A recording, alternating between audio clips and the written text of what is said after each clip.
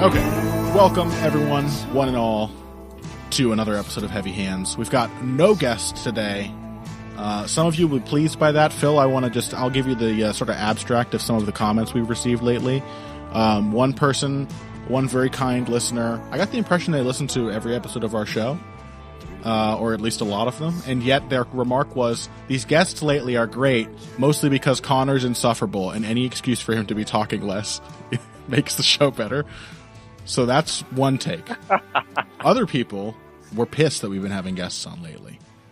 And they're like, no, I like the chemistry between Phil and Connor. They were upset because it sort of like stymied the like budding will they or won't they romance that we have going on. You know what I mean? You're aware of that too, right? Are we still? Yeah, we've still got kayfabe going there, right? We're pretending that we haven't been involved in an intense relationship for the last, 18 months, right? What intense, overwhelmingly passionate relationship, Phil? I don't know what you're talking about.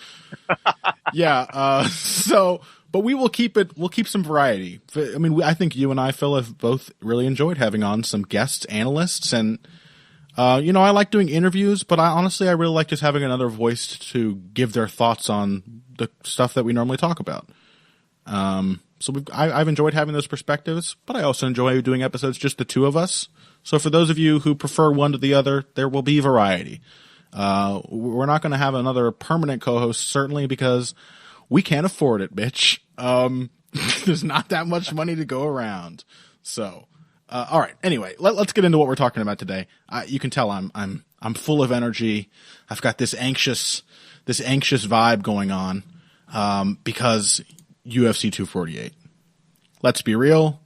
Just for the first two fights, the top two fights in this card, this is by far one of the best fight cards we've had in some time. More than that, the undercard is not great, but it's not bad. There's some pretty good stuff on there. Especially the main card is looking really solid to me, actually. And we're going to talk about basically just title fights on today's episode. We are going to cover Yoel Romero versus Israel Adesanya, or rather Adesanya versus Yoel Romero for the middleweight title. Very, very, very exciting fight. Then we're going to talk about the women's strawweight title fight with Zhang Weili attempting to defend against Joanna Jędrzejczyk. And then at the end of today's episode, we're going to take a look back at last week's title fight. Deiveson Figuereido defeated Joseph Benavidez, knocked him out in the second round. For as long as it lasted, I thought it was a superb fight, like a rarely an exceptional fight. It was very, very exciting. Lots of big momentum shifts, nonstop action. I'm looking forward to recapping that as well. And also, Phil and I, being the co-hosts that we are, we need to comfort each other in this time of great loss since Joe Benavidez, once again, couldn't quite get the belt. So let's jump in on the main event of UFC 248 without further delay. Again, I'm really excited to talk about this one. Israel Adesanya, Yoel Romero. Phil, you want to take us into it? What's the big question that first comes to mind when you consider this matchup? I think there were a few we were thinking about beforehand, and they are some of the classic ones that we thought about, like, who needs to move forward in this matchup? Mm-hmm. What's the best analog for these guys fighting? Who's the best analog that either one of them has fought for the other man? But a lot of it feels like just, how is Yoel Romero going to approach this? Right. Because I think we kind of know who Israel Adesanya is at this point. He is a mid-range sniper who's going to build his reads and kind of eventually just break his opponent down. Yoel Romero has a wide range of tools in his back pocket, and I'm still kind of unsure as to which ones he might actually tend to use in this fight. Yeah. Whatever ancient Babylonian god king it is that inhabits Romero's immortal body, he was a trickster in life. I'll tell you that much. Yeah. So, I mean, does he wrestle? Does he pressure? Does he try and counterfight? I think And I think, given the fact that this is a 5-rounder, I think we probably get very slow starting Yoel Romero. Typical. Even for 3-rounders, that's usually the way. Yeah, so I think we tend to get Adesanya being given kind of the front foot in this fight, and Romero just trying to bounce shots off his shoulders and arms to try and figure out the point at which he can explode with something insane. Yep. I think you were mentioning that Romero is a horrendous strategic fighter, and I would tend to agree. Yeah, I mean, Romero's. Look, I'll say this first before I jump into it. Like, Romero, in a lot of ways, for me, and this maybe isn't saying much because I'm not the greatest fight predictor in the world. Maybe the second greatest, but he kind of defies analysis in a lot of ways. But something this is anecdotal and maybe not concrete enough. Whatever. It's not only that Yoel Romero is a supremely tactical fighting mind, that he is. It's not only that he's super concerned with, figuring out specific openings over the course of a fight, getting reads on his opponent and then capitalizing. He's very good at that. That's what he does. The inverse is also true, though. I think he's actually worse when he tries to fight strategically. Again, this is maybe doesn't carry a lot of scientific weight, but let's compare his 2 fights with Robert Whittaker. One of them, a decent majority of fans agree he probably deserved to get the decision, the second fight. And one of them, he very clearly lost 3 rounds. There's no argument about that first fight. They were very decisive, easy rounds to score. And the first one, he was like, well, I'm going to take Robert Whittaker down and try to sap some energy in the first round. And I'm going to do this. I'm going to make my wrestling effect. He had a strategic idea of how to neuter Robert Whittaker's game. And he lost. Like, it just didn't translate into momentum. It led to him expending too much energy too soon. It just it cramped his style. In the second fight, he did Yoel Romero. He fought, I think as you put it before we started, Phil, like an idiot. For 2 rounds, he did nothing. He had his eye closed with about 1 billion jabs in round 2 from Robert Whittaker. He ate a bunch of kicks. And that's the fight everyone agrees he won, because he beat the hell out of Robert Whittaker once round 3 rolled around. And that's the tricky thing about Yoel Romero is, like, with most fights, I want to ask the question, who comes forward, who goes backward, whatever, these like basic fight dynamics. And with Romero, I just like, I have to wonder how worthwhile it is to even consider those things. Like, sometimes he's going to come forwards, sometimes he's going to come backwards. He's very reactive to what his opponent is doing, but also, like, all Romero really cares about is taking people's heads off in round 3. And that's the concerning thing here. So let me say this. I'll toss it back to you, Phil, to assuage those frequent listeners who really hate my long rambling talks. Though, if I had to predict how this fight plays out, like a pattern of exchanges and everything, or how the pace develops, slow first round. Both of these guys typically enjoy having slow first rounds. Both of them spend that time making reads. If I had to draw a difference between them, I would say Romero tends to invest a little more effort in preventing his opponent from getting reads while he is studying them. But also he just has to conserve his energy. So he's even more of a slow starter than Adesanya. Probably Adesanya, as you said, he takes the front foot, he wins that round. Round 2, that's when Adesanya usually seriously picks it up. There's a strong pattern in the stats from one fight to the next for him, where he basically gets his reads in round 1 and then aggressively tests them out in round 2. There's usually a big uptick in output. And then he sort of tapers back and builds over the rest of the fight. And that's tricky, right? Because if Yoel Romero is going to allow, if we just expect the normal, the peak Yoel Romero, if he's going to allow Adesanya to take the initiative, then he is in there against probably I won't even say probably, like the best building kickboxer in MMA. Like maybe on a par with like Max Holloway, with a different and arguably significantly more technically cleaner technical style.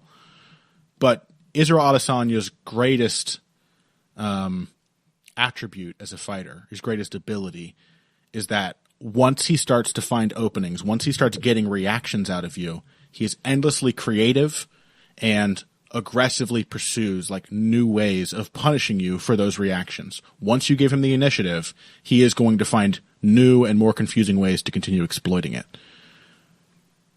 But what if Romero knocked him out in round 3? What if Adesanya builds and gets really confident, and then Yoel Romero just does nothing until Adesanya is so comfortable doing all those things that he just starts exchanging with Yoel Romero? And Adesanya has certainly had a habit of over-exchanging with people at certain points throughout both his kickboxing and MMA careers, and allowing himself to get into some really risky positions in pocket exchanges. I would not like to see what happens to Israel Adesanya's body if he gets hit in that position from which he knocked out Robert Whittaker, for example. So it's fucking tricky, man, because like Adesanya is the pick that's the kind of pick I would normally make very comfortably. Like, this guy is he's just going to control more of the fight and have more of his fight. But like, the fight where he's losing and getting outstruck is also kind of Yoel Romero's fight. He's just not a strategist. His goal is to find some way to end you after you spend 2 rounds telling him all he needs to know. So, what do you think? So, yeah, I pretty much co-sign on all of that. I think if we think of... So I agree that, you know, it's hard to determine who's going to be coming forward. I think, yeah, it's probably going to be Adesanya, at least on at output. The beginning. Yeah, probably Adesanya. Yep. And just because he's a way more comfortable, like, leading fighter. He's got the reach. He's got all these little factors in his side. It's almost certainly Adesanya coming forward to start. Yeah, I mean, the thing about Romero being a tactical genius and a strategic moron, we tend to see him. He kind of builds the fighter he's going to be from scratch during a fight, which is the most remarkable thing about what he does. You know, by the end of the Costa fight, he is a combination puncher. By the in the Whittaker fight, he's building. He suddenly like learns how to parry front kicks midway through the fight, and decides he's going to be aggressively countering kicks. Mm-hmm. The Rockhold fight, where he just eventually herds him into a shot off throwaway strikes. That was a fight. That was a process of him becoming a pressure fighter, for sure. Yeah. Becoming like an aggressive counterpuncher. Like, compare the way he begins round 3 to either rounds 1 or 2, and it's like cutting off the cage, pressing forward, drawing out punches. Totally different fighter. Yeah. So when we think about the other old question we ask, you know, what are the analogs? I think for Romero, I think the best analog of people he's fought is Luke Rockhold. Luke Rockhold I said it. He's the most similar to Israel Adesanya. You heard it here first, folks. Yep. Luke Rockhold is Israel Adesanya. No, I mean, this is at least as far as striking goes, obviously Luke Rockhold is a better grappler. So this was, to be fair to Luke Rockhold, like an extremely credible performance from him. Like, yes, I agree. Some of the best, most diverse, like, lead hand and actual defensive work we've seen from him. Luke Rockhold with a triple jab is a thing of beauty, to be honest. Yeah, and he was pivoting off it. He was actually, you know, looking like a decent striker, but, you know, as with many things that people come to late in his career, it was something which could be peeled away from him, and was. But we saw that this was actually still pretty troubling for Romero, in that he didn't give Romero much to work from. He didn't give him much to. He didn't really give him much to come behind, and it wasn't really until Romero just started forcing him backwards that he started turning that fight around. And Adesanya does not have that kind of weakness. He's not going to just run backwards. Although, he has, to be fair, he has done that kind of thing before. Yes. Yeah. And the analog for Adesanya is, who Adesanya is for, is, I think, easier. And it's Anderson Silva. If you're talking a weird burst fighter who tries to lie to you all the time, it is Anderson Silva. He is a southpaw. He is a left-hand happy southpaw. And yeah, it's just the general, idea of being a trickster. I mean, obviously the athleticism of current era Anderson and Yoel Romero are not remotely comparable. But if you want to look back at those things and see if there's any road to victory for Yoel Romero, you can certainly find things. Sure. You can find, Adesanya getting lured into exchanges and then Silva just bursting off the cage and chasing him. And this is still something which Romero has kept since his earliest days, I think, like the sprinting run at Machida, or he did it to Rockhold. He does it to everyone at some point. He just bursts after people with just swinging punches to corral them into the fence, and then basically does a flying knee into a clinch. Yeah, or just smashes headfirst into their chest. Sometimes that's all that happens. Yep. And so, I think both of those show up some potential options for who can win this fight. In general, I do like Adesanya more, just because I think winning rounds is but Romero is just not a consistent round winner. He's had tons and tons of, he is somewhat Masvidal-esque in that, or, Masvidal or Lawler-esque in that he either thinks he's in control of the fight more than he is, or he just doesn't care about winning decisions at all. Yeah, I think he's at his best when he just truly seems not to care about winning decisions. He just, that's when he's almost won his best decision. Right. Yeah. And if it weren't for the famous toughness of Robert Whittaker, which, the last of which he probably stole and devoured in that fight, then that probably would have been another Yoel Romero third round knockout. That's just par for the course. That's what Romero does. Is there are a couple of his earlier UFC fights where he probably wouldn't have won without that third round finish. Derek Brunson, Tim Kennedy come to mind. But I think he's at his best when he just doesn't mind that the fight is close. He just goes in there thinking, at some point I'm going to get this read. And there is something uniquely dangerous about Romero's style.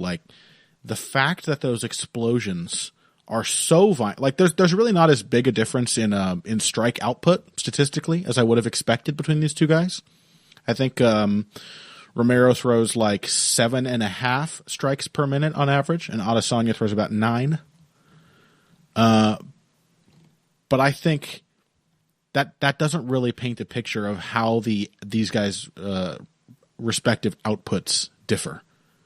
There are such long gaps between Yoel Romero's bursts, and so much ferocity and intensity contained in such a small little moment when he does attack. That combined with his weird hypnotic rhythm, the frustrating sort of indefatigable calmness that he has, it makes it really, really shocking when the attack comes. And I remember way back when Dominic Cruz came on this show, and he talked about something that made Uriah Faber surprisingly difficult as an opponent, was that he didn't do much. He didn't throw that much. He wasn't a high output fighter compared to Cruz. And he said at the time that can make it really hard to actually get a good read on the counters and to be able to anticipate them. And anticipation is pretty essential to consistent defense. And I think we probably saw him fall prey to something like that when he fought Cody Garbrandt and just kept running into these counters, and he was always the one pulling Cody Garbrandt's trigger for him. And otherwise, Garbrandt didn't do a lot to like bring the fight to Cruz in a lot of those rounds. And that can be really tricky. And again, like, Romero's greatest strength is his greatest weakness. Could he turn Adesanya's greatest strength, his ability to build a layered attack, into a weakness as well? Could he let Adesanya build a head of steam and then catch him in an exchange? It's possible. Like you said, I don't know if it's always hard to judge if there's like a trend in Yoel Romero's development. Like you said, he tends to just kind of discover the version of Yoel that he needs to win each fight over the course of that fight. But there was something different about that Paulo Costa fight that we've really never seen from him before. Like that level of combination punching, but also that level of pulling power off of his punches. Like that was a fight that demanded constant output. I think the stats are like they almost mirror those of the Whitaker rematch for each fighter, except it was a 3-round fight, super high paced. And Romero was like up to that pace the entire time, and he had to like take, probably for the first time in his career, he had to take power off of his attacks, and rely a lot more on just easy, efficient strikes. Is that a trend? If it is, would it even be good against Adesanya? Or is the thing that makes Romero so dangerous the fact that he just no sells, defends everything he can, and then shocks the hell out of you with some really well-timed read, you know? Tricky. I think I'm still going to pick Israel Adesanya. I waffled on this one a couple times. I said on Twitter yesterday, I'm kind of leaning towards Yoel Romero. I certainly think if somebody in MMA is going to replicate that the Alex Pereira knockout that ended Adesanya's kickboxing career,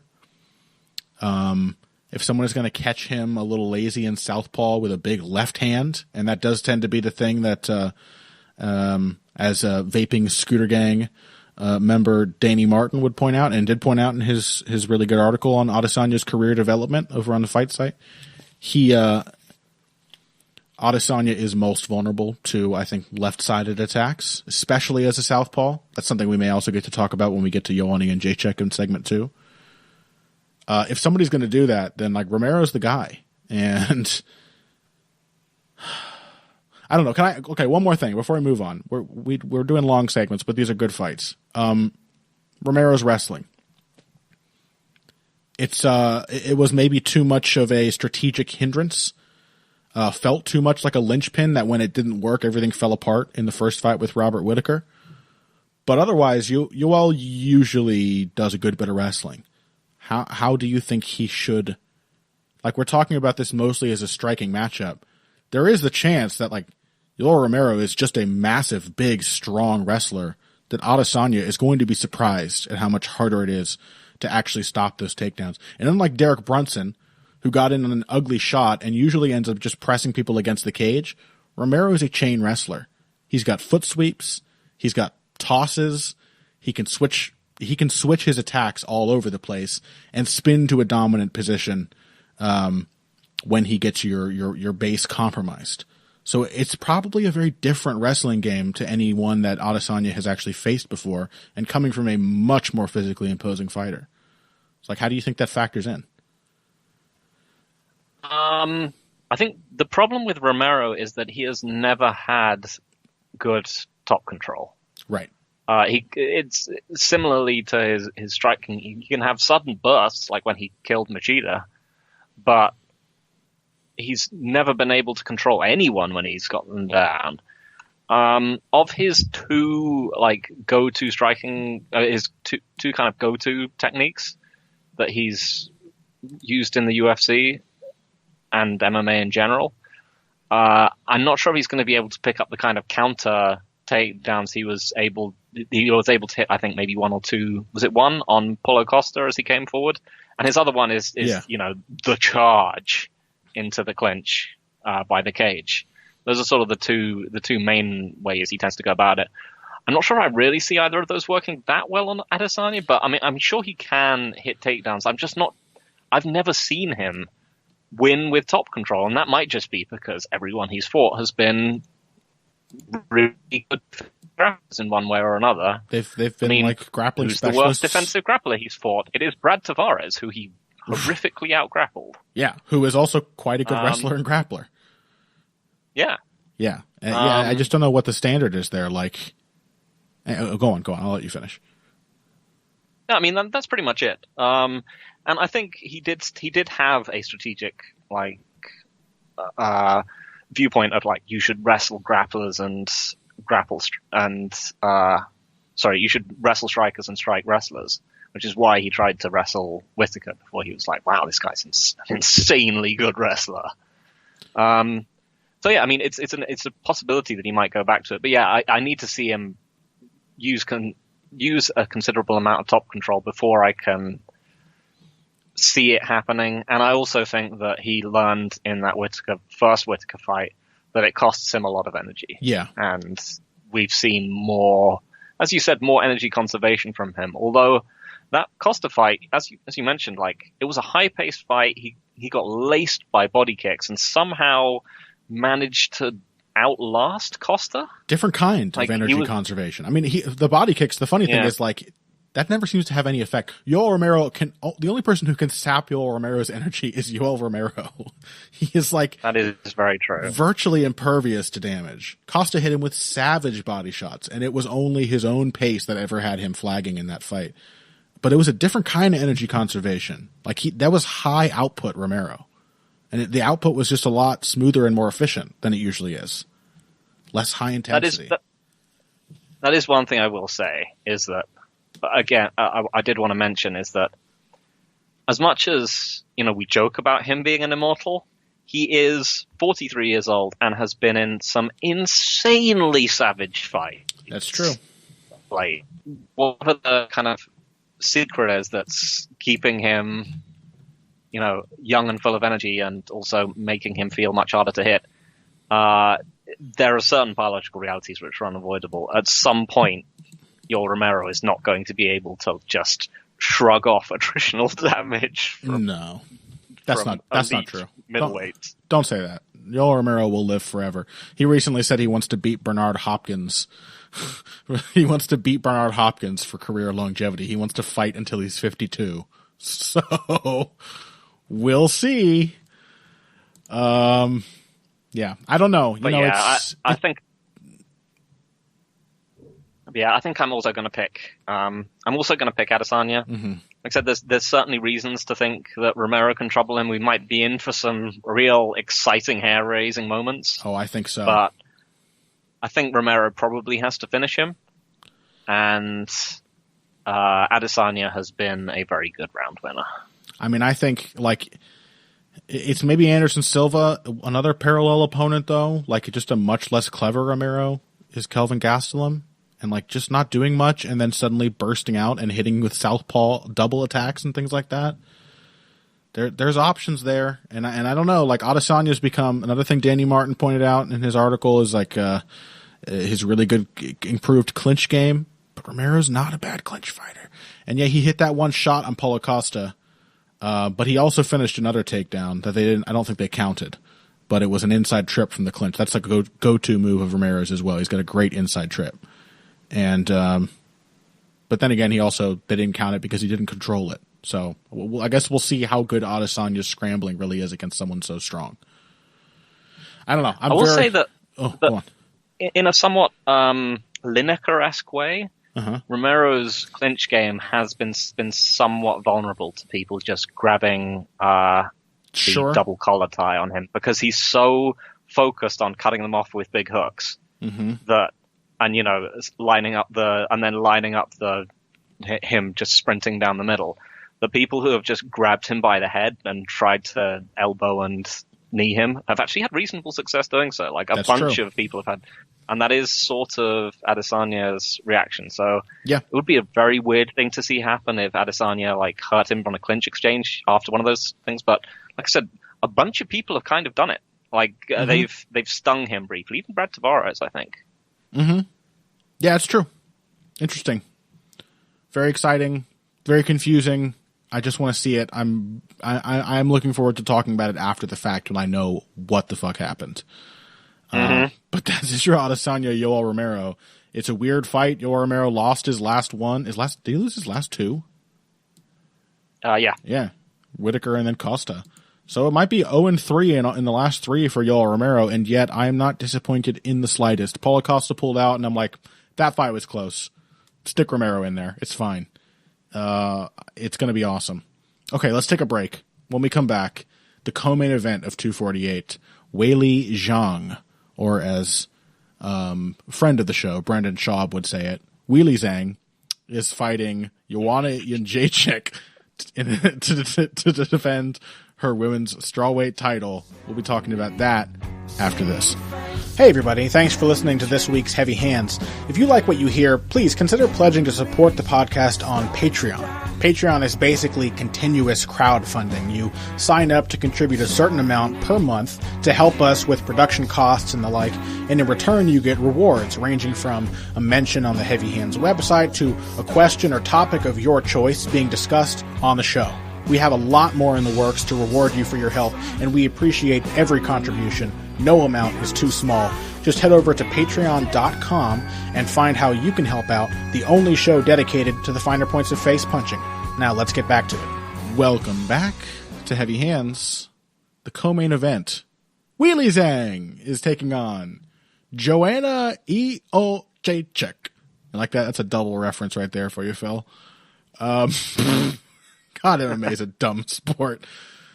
This is an interesting fight. Very interesting. Joanna Jędrzejczyk, even having revealed herself as an inveterate racist, longtime fan of the show Dukes of Hazzard, which just reached syndication in Poland. Even despite all of that, I've always liked Joanna Jędrzejczyk as a fighter. I like her mean attitude combined with her technical proficiency. I like consistent round winners, and Joanna Jędrzejczyk is certainly that. And that's just like the fact that, like, even in hard fights, you can always rely on Joanna to up the pace continually for 25 minutes. I have never seen her, maybe against Valentina a bit. Like, I can't really recall a time where I saw Joanna and I thought she looked really tired, or that it was affecting her. And that is tremendous strength for her. In taking on Weili Zhang, it's kind of a matchup we haven't seen from her before. You and I were talking about this before, Phil. I mean, in one way, it parallels a lot of matchups she's had. There's some things that Zhang does that remind me of Valerie Letourneau. There's some aspects, both physical and technical, that kind of make you think of Shevchenko. Like, there are some parallels. But you and I were talking before about how much of Joanna's record as a UFC fighter has really been just carving up bad strikers.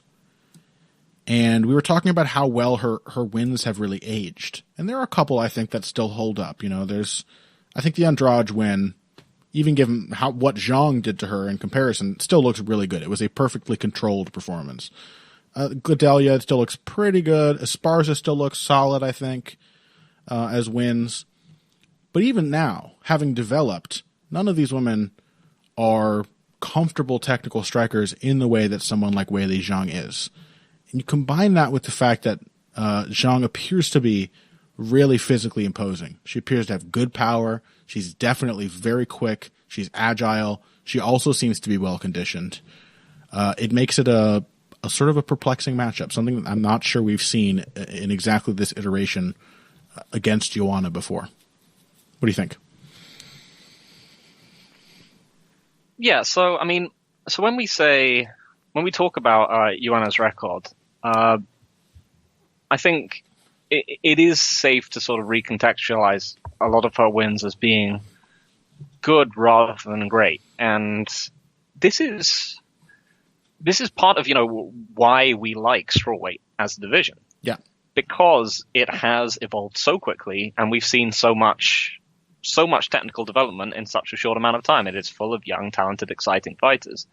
And so it's just become a division where the people who got title shots back at the beginning of Jędrzejczyk's career would simply not get them anymore. Like, there is no way that someone like Karolina Kowalkiewicz, even if she was, not looking visibly worried and kind of shot, even if she wasn't full Gustafsson. Yeah, I just don't think she would make it to a title shot nowadays. Mm-hmm. She would never make it past Nina Ansaroff, ever. Yeah, or someone like that. Carved up for sure. Even what you're saying is even the Karolina who earned her way to a title shot would get carved up by Nina Ansaroff today. I agree. The division, like, it's so rich with talent, everyone really has elevated each other in terms of technical depth. Yeah, exactly. And so that makes this an exciting and interesting fight, because Weili Zhang has come up against fighters where she herself has tended to have either a significant technical or physical edge, or both. Mm-hmm. And this will probably be the first fight for her where she hasn't had either one of those. Mm-hmm. Against Tecia Torres and Jessica Aguilar, these are sort of basically an earlier era of fighters. They are undersized and not particularly powerful, whereas Jessica Andrade is just she is pure physicality. A brute. And the most pure physicality, the most purely physical, highly ranked fighter in the UFC. Yeah, I would say. Well, so, I don't know. The heavyweight division does exist, but I'll let that comment stand. Yeah, I mean, you could say Francis Ngannou, but I think he is a craftier counterpuncher than Andrade, who is just really Hulk. She's a pretty good low kicker. She's got some things going on. But yeah, the point stands. There's a massive gulf between her physicality and her technical ability. And so we talked about Jędrzejczyk as being someone who likes to carve up strikers, and she generally likes to be an outfighter. She likes to circle away, stick people on the end of her jab and low kick, and just wear them down with attrition. Where she's struggled is with things like feints, low kicks, or if she's just at some kind of physical, more of a physical parity, where she's just forced into a mid-range kickboxing match. Mm-hmm. These are kind of the styles where she tends to. These are kind of the fights where they tend to get a bit scrappier. Like Valerie Letourneau was not a fantastic kickboxer, but just by kind of hanging in there and being able to strike back when she was getting jabbed and kicked by Joanna, who has never been the hardest puncher, she was able to sort of hang in there for a bit. Similarly, Karolina Kowalkiewicz, if she just kept coming forward, she eventually, she was able to hurt Joanna. I think in the fourth round, was it? Fourth, yeah. Although let's be, just to put it in perspective, she very, very clearly lost every other round of that fight. Yeah. So she got kind of buzzed. Yeah. So Weili Zhang is an odd fighter from that perspective, because I think she has the physical tools to be able to have a mid-range kickboxing matchup with Jędrzejczyk. I don't think she can replicate the Rose Namajunas game plan of being a sort of combining us being a skilled mid-range fighter with being able to blitz in behind feints and combinations. Mm-hmm. She hasn't really shown this. She is like Joanna, I think, someone who is used to and comfortable with being the tall, big fighter that people come in on. Yeah. Feeling physical, feeling like a bully. Yeah. Her main range weapons tend to come from her lead foot in a kind of way which is, I was saying is strangely analogous to what's his face? Lando Venata. Yeah. She's someone who she kind of lifts up her lead foot and she either hops into range or she'll throw a low kick or she'll pivot off it and throw, something spinning. And in general, I'm not sure that this is actually a particularly useful way to approach someone like Joanna, who still has a very slight height and reach disadvantage on her, who still is going to be the longer fight. She's going to be the range fighter in this one. I'm still unsure that Weili Zhang has the depth and the approach skills to make this one work. She has, to be fair, impressed me and often surprised me in every one of her wins. But I'm not sure I'm not sure what she does to close down Jędrzejczyk. Jędrzejczyk is heavy on the lead foot and has been, hit by counter low kicks to her jab, many times, specifically Shevchenko. But I'm not sure if I see that kind of stepping in low kick approach as being the one that's gonna work this time. Yeah, that's. I'm glad you hit on the idea of depth. That is the thing that has confronted me looking at Weili Zhang's performances. Is she's. It's weird because she's champ, right? Nobody saw that win over Andrade coming, so it's weird to say that she's a fighter with promise. Because she's holding the title. So obviously she's fulfilled that promise in some sense. But it still feels like a lot of unexplored terrain for her. Or that she has spent most of her career operating within some pretty narrow parameters of what techniques she'll throw under what circumstances. You're right. There's that same entry to a lot of her attacks coming in with that lead leg. She might, based on how you try to move around that lead leg, she's going to then determine what she throws off of it. She comes in and threatens you with that front foot, and you start moving off to her left. Spinning back kick. Almost every time. And that ended up being a bit of a problem against Tecia Torres, because by about halfway through round 2, Zhang was still stepping in, catching Torres circling away and trying to land that shot on her.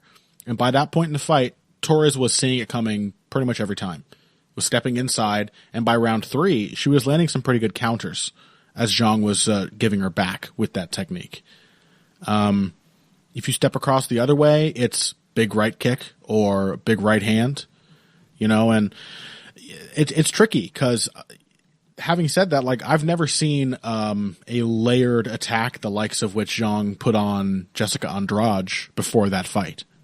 Like you said, she has surprised each time out, but I may as well say, given how that fight played out, how it looked, I may as well say I've never seen Weili Zhang work the heavy bag.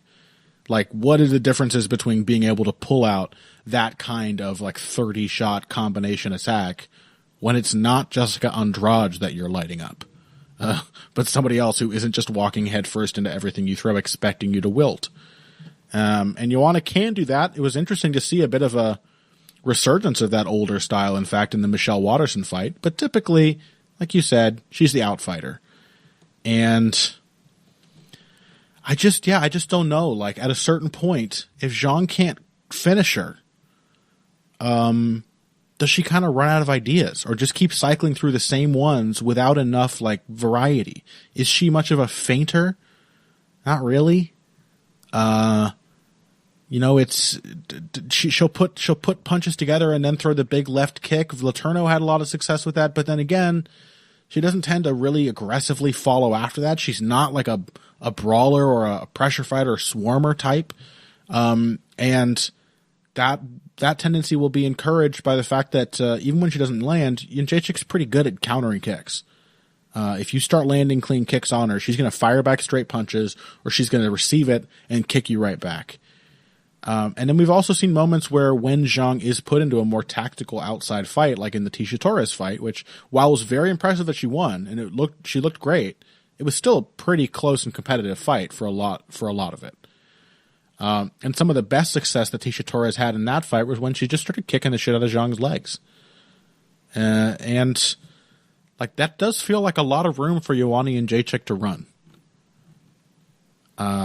So yeah, I'm kind of leaning Joanna here. And that's what has me worried, because the thing that shocked me so much when Joanna fought Shevchenko was the physical disparity.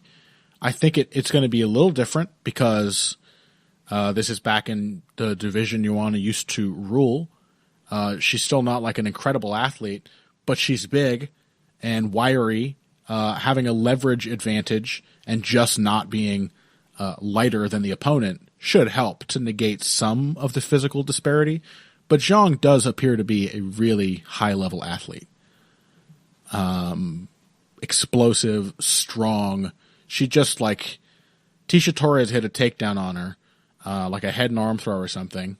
Surprise. And Zhang just headlocked her and rolled her over. Like she will just get a hold of something and muscle her way through a position, and it doesn't seem to tax her too much to do that. Although she's never been forced to do it at super high frequency. But like that to me, that's the wild card here, is when these women inevitably tie up, does Joanna's technical clinch superiority balance out Zhang's physicality? And especially when they exchange, does the power show through, despite the fact that I think Joanna is a crisper, more consistent striker in those moments? She likes to exchange too much for her own good, Phil. We can't deny that. Yeah, she's a stubborn fighter. Yes, and she's not that defensively savvy in the pocket to make up for it.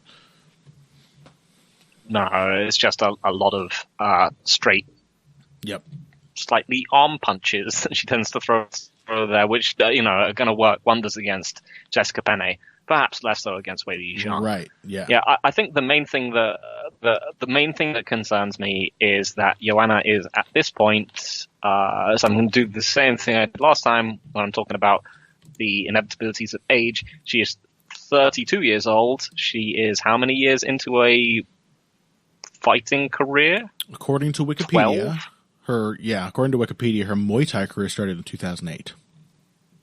Yeah. And so she's 12 years into her career, and she has had a history of tough weight cuts. Mm-hmm. And we've seen her get sparked out with one shot. Granted, in the one fight where she seems to have had her worst weight cut ever. And in the rematch with Rose, Rose was not able to replicate that. So, somewhat of an anomaly. Yeah, but as people get older, they generally, and she has over her time in the UFC, she has undeniably gotten bigger. Mm-hmm. She is larger than she used to be, and she used to complain. She used to say things about how her weight cuts were leaching the strength from her bones or something. Yeah. She had some hideous, horrifying statement about what happened to her during one of her weight cuts. And that was before she put on, a decent, a not inconsiderable amount of muscle. Right. I do tend to favor her in this fight. I just think I'm not sure. We've seen Joanna fight people who are like her before. Like herself. We've seen her against big range kickboxers, and it's not her favorite match, but it's one that she's had before. Right. And it's then this becomes a bit like the whole John Jones versus Anthony Smith thing, where people are like, oh yeah, John Jones doesn't do that great against long people, but it's like, yeah, we know that John Jones doesn't do that great against them because he's fought a bunch of them now. Yeah. I don't think Weili Zhang's fought anyone like Joanna Jędrzejczyk at all. As Zane Simon, that dog, the cur, would say, he would call this like an OG matchup. You just pick the OG, This dates back to when Chaz Skelly fought Darren Elkins, and I was like, I don't know, Chaz Skelly, younger, big, strong, and he's like, no. Listen, he tries to do the same basic thing that Darren Elkins does. I'm going to pick the guy who's been doing it for much longer. It might just be a simple question of experience, but yeah, in a fight like that, she doesn't get bored of the things she's doing, nor does she fall into super predictable patterns. She is continually changing up her rhythm, the length of her combinations. If she she throws a jab in your face and you lean back, she's going to kick the outside of your leg. If you check that, she's going to immediately kick the inside of your leg. If you're dealing with the leg, she's going to kick you in the body. If you deal with that, she's going to front kick you in the face. And then combine all that with straight punches and clinch attacks. Like, she very comfortably, professionally cycles through all of these different ideas for at least 25 minutes. I'm sure if you gave her a 10-round fight, she would probably still look quite comfortable by the end of most of those. So yeah, I think that's a good way to look at it, is that if I have to pick this, if it's going to be a Joanna-type fight, I'm going to pick her because she's been doing it for ages.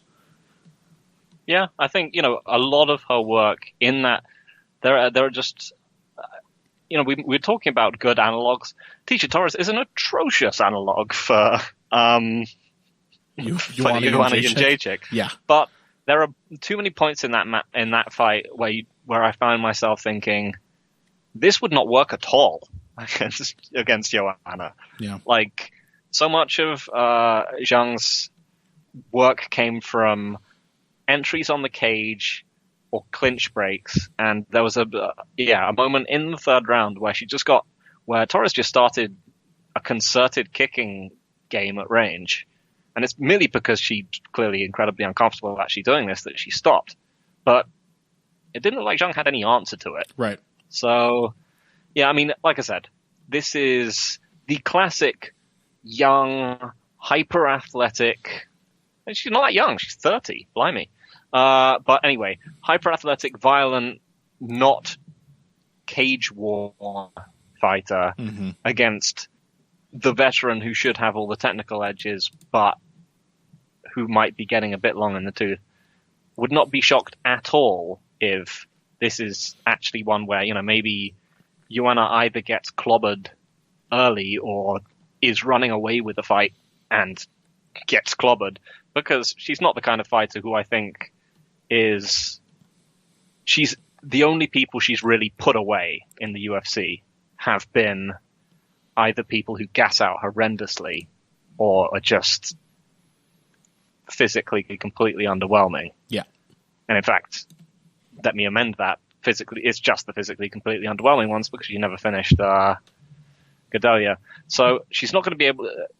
Zhang is going to have a chance for the entire fight. Mm-hmm.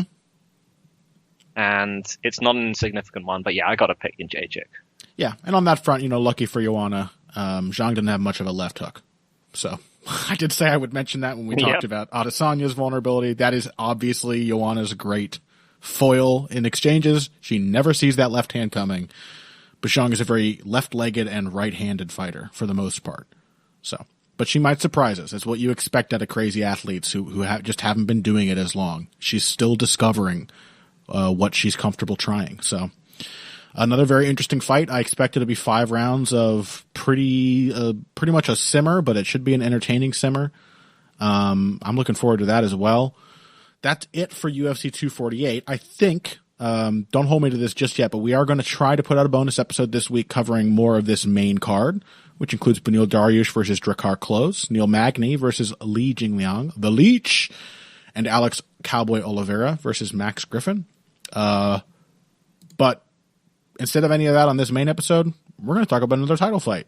Joe Benavidez and Deiveson Figuereido fought last weekend, and we will be breaking it down after this. Financial support is fantastic, but there are other, even easier ways to support Heavy Hands. Perhaps the best is by spreading the word. We know our fan base. You're all cool, popular people with serious social media presences. You're tastemakers and trendsetters. Okay, there are 1 or 2 of you that don't fit that description. You know who you are, but no matter what, you can always help us out by telling folks about the show. You can also give us a positive rating and review on iTunes and Stitcher, things like that. We rely on word of mouth and positive feedback to grow and improve, so thank you very much for your time and your help. Now, back to the show. All right, welcome back to Heavy Hands. We are done with UFC 248, at least on this main episode, and moving back in time to a place called Norfolk, at a time called February 29th, last weekend. Joseph Benavidez and Deiveson Figuereido squared off for the vacant flyweight title. Well, asterisk there, one of a couple we might attach to this fight and its result. The title was only on the line for Joe Benavidez, and so that means that even though there was what felt like a very decisive result, just still no flyweight champion. So, Henry Cejudo, you killed the division. It's your fault. Deiveson Figuereido is blameless. Waleed Ismail told me so. He's fine. He did everything right. It just, a lot of weirdness on this card surrounding the main event. The thing I want to hit right up front, though, and this is a message to all of you clowns out there who proudly refuse to watch flyweight fights. The thing I want to emphasize is that this was an awesome fucking fight. It was really, really good for as long as it lasted. I don't know if everyone else is like, it's hard to tell because they buried this on a dumb card and not many people watched it, and that's just how it goes. And nothing has been done to change the way flyweight is received by the broader MMA fan base. So it's hard to gauge, but for me, this was like one of the best fights of the year, very clearly. It was high-paced, as all flyweight fights are, but there were several key momentum shifts within the space of the first round. These huge exchanges. Man, like, the crowd going nuts when Joe had his arm caught and was like just barely slipping his way out of an arm bar from Figueiredo, the scrambles, the exchanges. I thought this was such an exciting fight. And I honestly just wish that it had lasted longer. And more than that, I wish Joe B had won. But I guess I'll kick us off just with one thing, which is that Joe Benavidez doesn't faint. Not anymore. There was a period, I think he's been inconsistent with it throughout his career. There have been a couple periods, like notably when he was with Dwayne Ludwig, whom has all of his fighters faint. He was better about it then, and it really did add a lot to his game. In the absence of feints, I think we probably should have emphasized more the great many opportunities Figueiredo would have to time Benavidez coming in. And while I assumed that the variety of Benavidez's attack would make up for that, sort of like what we said about Weili Zhang in the last segment, at a certain point when everything you're going to do stems from the same kind of entry or shares a similar timing as you enter range, then somebody is going to figure you out. Somebody who is watching for those moments, if you can just pick up on that entry, it doesn't matter all that much what comes after it. Not as much as it should, because the initial moment when that first decision to counter or move is made, that's really, really important. So I think maybe I should have recognized that as more of a problem for Joe. Having said that, in the absence of feints in his most recent fights, Joe Benavidez has made up for that by being a really, really tricky combination puncher. And that was on full display in this fight. Great work, working from the body to the head.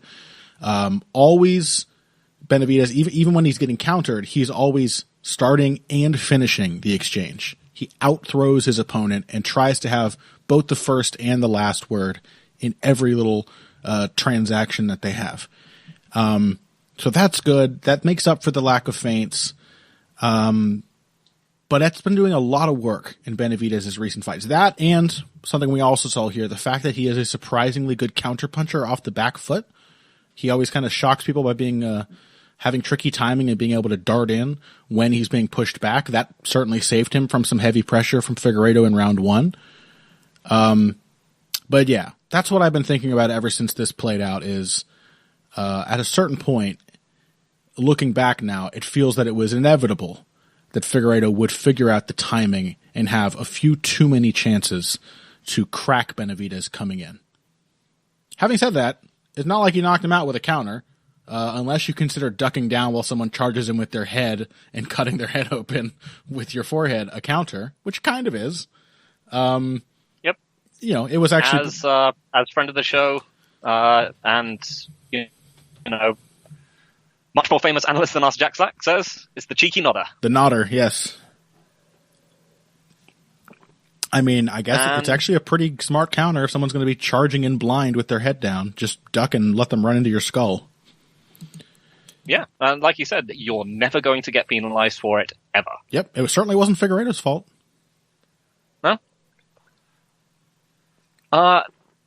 Yeah, so, like, looking back at this one, I think there was always a risk of this happening. We called it out on the show was that, you know, Figueiredo, he does not care what is coming at him. Yeah. And many of the people who are fighting Joe B really do, because he is a very hard puncher. Mm-hmm. And,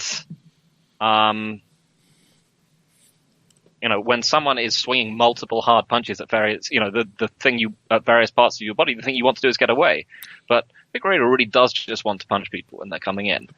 But also, the other thing that struck me kind of when I was doing the breakdown with David Castillo, actually, mm-hmm. is that I was thinking about the sort of past fights that we've seen.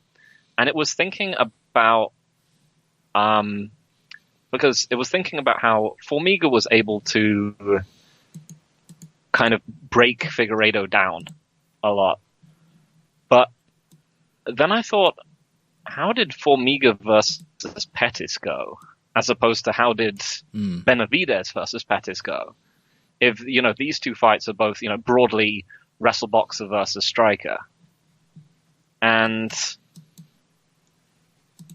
Formiga's ability to, you know, stay on his own feet and not overextend and work his way into the pocket rather than lunging into the pocket meant that Pettis was far, far more troubled by his pressure than he was by Benavidez, because he often just either let Benavidez pass him or just jabbed him up on the way in. Mm-hmm. And that was really, but, you know, Formiga, conversely, his, you know, fundamentally sort of lower level of athleticism and his need to be dictating was just torn apart by Benavidez's aggression and power. Yeah. But it did show how, you know, this kind of matchup when you're trying to track someone down was always going to be rougher for Benavidez than it might be for Formiga, even though, you know, Benavidez has 2 stoppage wins over him. Mm-hmm. But yeah, I mean, this was, it did bring home how little Joe B, or, you know, even just takes steam off his punches. Sure. Another Bang Ludwig thing is that he gets his fighters, whoever they are, to throw jabs and double and triple up on them. There was none of that here. Yep. Touch, go is what Dwayne Ludwig is always telling his fighters in the corner, is to touch, to measure their opponents, to gauge their timing, to give them a look without committing. And boy, did Benavidez not do that. And he normally doesn't. He just went. Uh-huh. He just went. It's go with Benavidez, yeah. Yeah. And, so that was another thing about this fight, is that, you know, for anyone who wants to, like, enjoy flyweight for being what it is, this was just a hyper-violent, hyper-physical fight. Right. The closest analog to this, you know, because I've been watching it recently, was probably Costa Romero. Yeah. Like, it was just too, and I think we realize now, you know, Benavidez is definitely a guy who has built a style around athleticism. Mm-hmm. He's built a style around being incredibly fast and very strong, and, you know, despite being short, and there's no shame to be had from that. But this was just two big, powerful, mean athletes going at it until one of them fell over. Mm-hmm. It was a middleweight fight for sure. Yeah, and it was great. And by that, I don't mean that as an insult. It was a top 5 middleweight fight, meaning an insane war. Yep. And it wasn't one that I felt it didn't look like it was unwinnable from either perspective. No. I didn't really, some people said that they thought that Figueiredo had kind of solved Joe B. I didn't really feel like there was anything. No, I didn't either. Like, I didn't really feel like there was much of a turning point in the fight.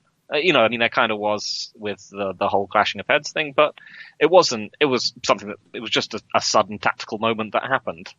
Up till then, I thought it was pretty even. I mean, obviously, Joe B was well up ahead on strikes, but he'd visibly hurt Figueiredo on a couple of occasions, and Figueiredo had hurt him as well, like that big sweeping body shot by the cage at the end of the first. Mm-hmm. I think that you saw Joe, like, visibly tuck his elbows after that one. Mm-hmm. But also in the last minute of that first round, Benavidez cracked Figueiredo with two really big right hands on the jaw. Yeah, that was the great thing, is that like he did the, oh my god, I'm really hurt.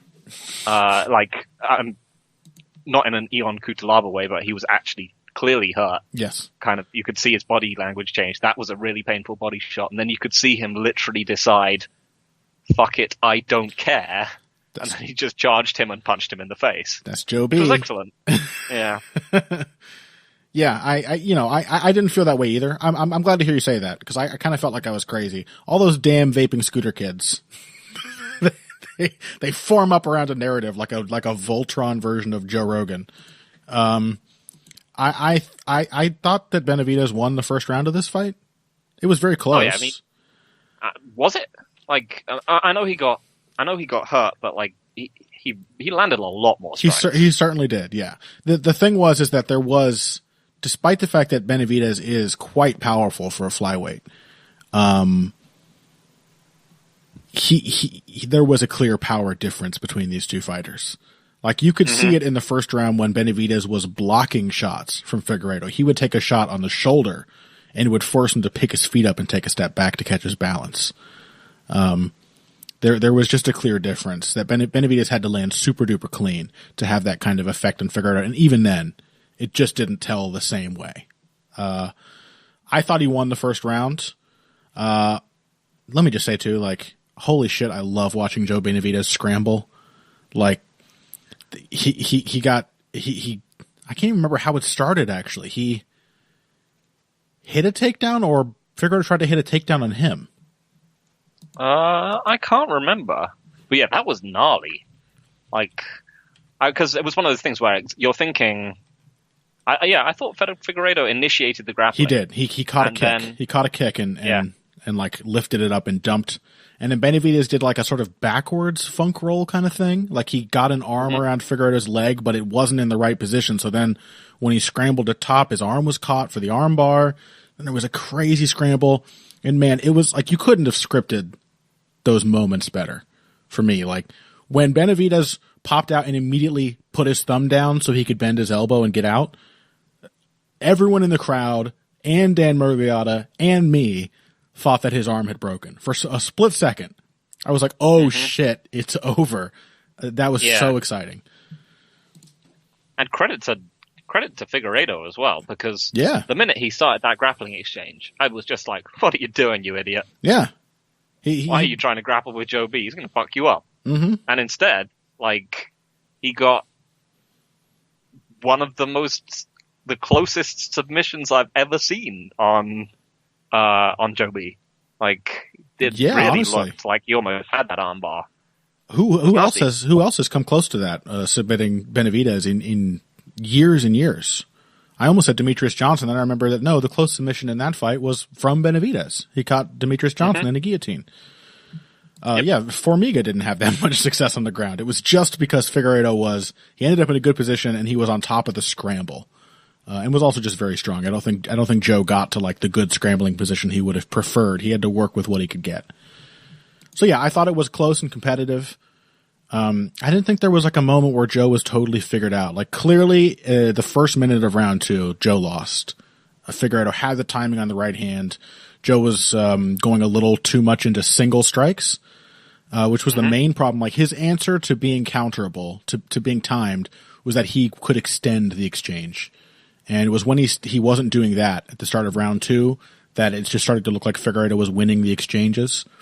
But honestly, without that head clash and the finish shortly following it, like, I wouldn't have been surprised if Joe had figured that out. He just needed a minute to eat those shots and be like, oh yeah, I should throw 4 punches. And then, Figueiredo may have had to take a step back, may have started to tire, may have gotten into some wild exchanges. Figueiredo has talked about wanting to do a rematch, and I would be very happy to see it, to be honest. I hated seeing Joe lose. Like, it was a really, really gutting experience, especially because, like, he clearly invested so much of himself in preparing for this, what he probably expected to be his last shot at getting that title that has eluded him for his entire career. But even though it was a tragic ending for me and certainly for Joe Benavidez and probably for Megan Olivier and a few other people, I would like to see it again. And this time I'd like to see Figueiredo make weight. That's about it. I mean, I think in these kind of situations, Figueiredo isn't the... he's not a young fighter, especially for a flyweight, but he is obviously the younger fighter and the one with way less ring wear on him. I think you probably got to expect something similar happening just because you can tell from the fight his margin of error is simply much bigger. He gets hit with Benavidez's hardest shot several times and is disconcerted by them, but not incredibly hurt in the same way that Benavidez is. Right. If he can develop out his lead hand and so on, he can make the fight less close. But there's obviously things that Joe B could do. Like we said, he could feint. He could throw his jab more. He could try and basically look at what just look at what Formiga was able to do. Try staying over your feet every now and again. Even maybe just play a little more counter. Like I said, Joe's not bad off the back foot. And if you are wanting to wrestle Figueiredo, Formiga got his shots. A lot of them were reactive, right? He drew Figueiredo onto those, and that might be a good adjustment too. Yeah, I mean, I think was Bagatinov Benavidez's best counterpunching performance? I think it might have been. Maybe I don't really remember it that well. Yeah, this is a very vague memory. So, but I think that was a counterpunching performance from Joe B. So yeah, I think that's worth thinking about. But, yeah, I mean, I'd love to see. I don't think and like I said, I would, just because these things tend to travel in one direction doesn't mean that you should discount the possibility of Benavidez winning that one. And it was a great fight, and I'm happy to see it again because it was tremendously fun, and the highlight of a very, very weird card. Yeah. And yes, I mean, I would also like to see Formiga get his shot. Oh, I thought you were going to say Kutalaba versus Ankalaev. I was like, yeah, I'd like to see that fight actually happen too. No, yeah, I agree. Formiga versus Figueiredo. I mean, Formiga, come on. For all that we talk about Joe Benavidez being an eternal bridesmaid, Formiga has been the guy you beat to get to the title. He has been the Ryan Bader of the flyweight division for so long, and he's so good. And finally, we have a guy essentially in the title seat, in the throne, whom Formiga can definitely comfortably beat. So I wouldn't mind seeing that either. The two people, there's got to be that's the one thing. If Joe B wins a rematch against Figueiredo, it would be very galling for Formiga because he's got 2 stoppage losses to Joe B, and he's handily beaten the only 2 people to have beaten Joe B in recent memory. Yep. Yeah, right. That would be a heartbreak. Joe B is just his foil, weirdly enough. I don't know. Anyway, it was a great fight. If you didn't catch it last weekend, and you're tuning into this episode because you're more excited for 248, I strongly urge you to revisit it. Like, knowing what happened, it's going to take out some of the tension, but even so, it was like 7 minutes of intense action. It was really, really fun and dramatic. It had me on the edge of my seat, so I loved it. And that's it for this week's episode of Heavy Hands. Thank you all so very much for joining us. I hope you are as excited for UFC 248 as we are. Let's see. You should check out the Heavy Hands Patreon. Phil, are we going to do a little 248 main card coverage? Yeah, let's do it. Okay, we're doing it. So check out the Heavy Hands Patreon for more previews of the rest of the UFC 248 main card. At least that's the tentative plan. That's only $3 a month to get access to all of our bonus episodes. And boy, do I wish I had Kyle MacLachlan here right now to read this promotional material. Phil, do you have anything coming out this week? Just a preview. So, yep. I think we're probably going to be actually doing both of the title fights. Cool. So should be doing Jędrzejczyk against Zhang, and Romero Adesanya. Cool. Check those out with David Castillo on Bloody Elbow. I am also working on an article, but you know my new policy, no promises. So check my Twitter if you want to see if something comes out this week in advance of 248. Otherwise, find us on social media. Yeah, you'll find those links on at Boxing Bush is my handle, and Phil's is at Evil Craig Jackson on thetwitter.com. And until next week, thank you once again for joining us. And if you came here today for the finer points of face punching, you came to the right place. This has been Heavy Hands.